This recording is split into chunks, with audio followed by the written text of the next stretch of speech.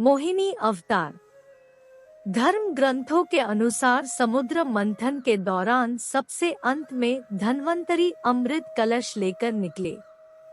जैसे ही अमृत मिला अनुशासन भंग हुआ।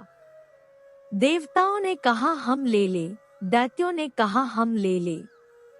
इसी खींचातानी में इंद्र का पुत्र जयंत अमृत कुंभ लेकर भाग गया। सारे दैत्य व देवता भी उसके पीछे भागे। असुरों व देवताओं में भयंकर मारकाट मच गई। देवता परेशान होकर भगवान विष्णु के पास गए। तब भगवान विष्णु ने मोहिनी अवतार लिया। भगवान ने मोहिनी रूप में सबको मोहित कर दिया। मोहिनी ने देवता व असुरों की बात सुनी और कहा कि यह अमृत कलश मुझे दे दीजिए तो मैं बारी बारी से देवता व असुर को अमृत का पान करा दूंगी। दोनों मान गए। देवता एक तरफ तथा असुर दूसरी तरफ बैठ गए। फिर मोहिनी रूप धरे भगवान विष्णु ने मधुर गान गाते हुए तथा नृत्य करते हुए देवता व असुरों को अमृत पान कराना प्रारंभ किया। वास्तविकता में मोहिनी अमृत पान तो सिर्फ देवताओं को ही करा रही थी, जबकि असुर समझ रहे थे कि वे भी अमृत पी रहे हैं। इस प्रकार भगवान विष्णु ने मोहिनी अवतार लेकर देवताओं का भला किया। मोहिनी भगवान विष्णु का स्त्री अवतार है। वह मनभावन रूप के साथ बेहद खूबसूरत दिखती है। प्राचीन ग्रंथों और पुराणों में मोहिनी का उल्लेख मिलता है और उसके महत्व का भी उल्लेख मिलता है। मोहिनी दिव्य देवताओं और राक्षसों द्वारा दिव्य सागर के मंथन के दौरान प्रकट हुई, ताकि दिव्य देवताओं को दिव्य अमृत वितरित किया जा सके। वह एक शक्तिशाली राक्षस भस्मासुर के सामने भी प्रकट हुई, जब उसने भगवान शिव के साथ अपने वरदान का परीक्षण करने की कोशिश की और राक्षस से भगवान शिव की रक्षा की। ऐसा माना जाता है कि भगवान शिव और मोहिनी के मिलन से भगवान धर्मशास्ता का जन्म हुआ। अयप्पा और अय्यनार को धर्मशास्ता का अवतार माना जाता है। अयप्पा को हरि और हारा का पुत्र हरिहर पुत्र कहा जाता है। तिरुमाला में ब्रह्मोत्सव त्योहार के दिनों में एक विशेष दिन पर भगवान वेंकटेश्वर को मोहिनी अवतार के रूप में तैयार किया जाता है और भव्य जुलूस निकाला जाता है और बड़ी संख्या में भक्त खुशी खुशी जुलूस में भाग लेते हैं। गोवा में मोहिनी को महालसा या महालसा नारायणी के रूप में पूजा जाता है। वह पश्चिमी और दक्षिणी भारत के कई हिंदुओं की कुल देवी है। महालसा नारायणी मंदिर गोवा के प्रमुख मंदिरों में से एक है। फोंडा के मारदोल में स्थित महालसा नारायणी मंदिर से संबंधित दंत कथाएं। मंदिर के पुरोहित जी के अनुसार अनेक वर्ष पूर्व देवी वायु के रूप में गोमांतक आई थी। विराजमान होने के लिए उन्होंने उपयुक्त स्थान की खोज आरंभ की।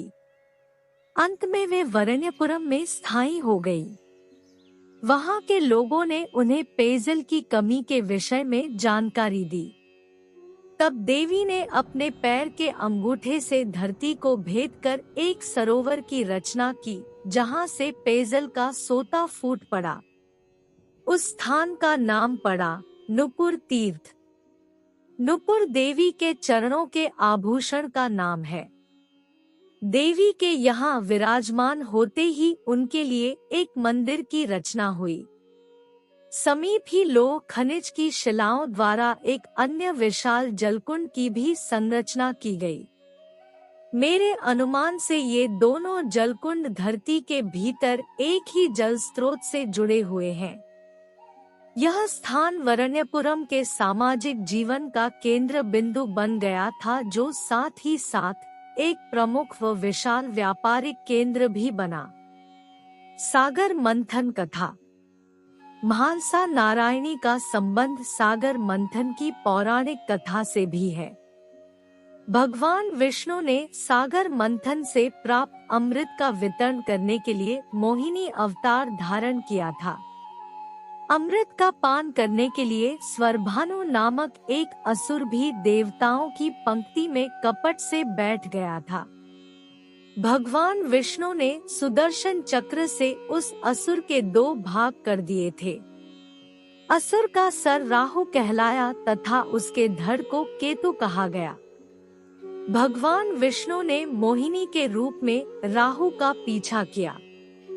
महालसा नामक पहाड़ी पर जाकर मोहिनी ने राहु का वध किया तथा उसके ऊपर खड़ी हो गई।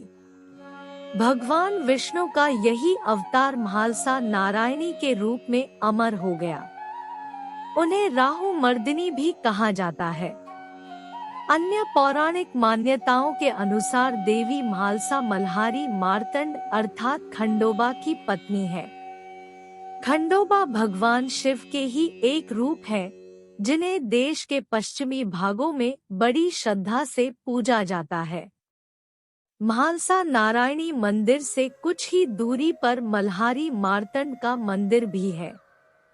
कदाचित मल्हारी मार्तंड का यह मंदिर पूर्वकालीन महालसा नारायणी मंदिर परिसर का ही एक भाग रहा होगा। एक प्रकार से देखा जाए तो यह कथा पहली कथा से असंबद्ध नहीं है। ऐसा कहा जाता है कि भगवान शिव मोहिनी पर मोहित हो गए थे। इसी कारण उन्होंने खंडोबा का मानवीय अवतार ग्रहण किया था ताकि वे महालसा से विवाह कर सकें। एक अन्य दंत कथा के अनुसार महालसा देवी पार्वती का ही एक रूप है।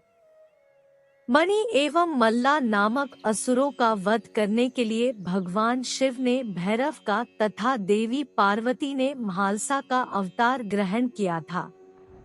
इस प्रकार हमें पता चलता है कि भगवान के मोहिनी अवतार का क्या महत्व है तथा किस प्रकार से भगवान ने अपने इस अवतार से पृथ्वी की रक्षा की थी। बोलो भगवान विष्णु तथा माता लक्ष्मी की जय हो। यदि आपको यह जानकारी अच्छी लगी तो मेरे YouTube चैनल को सब्सक्राइब करें, जिससे आपको धार्मिक ज्ञान प्राप्त हो सके। धन्यवाद।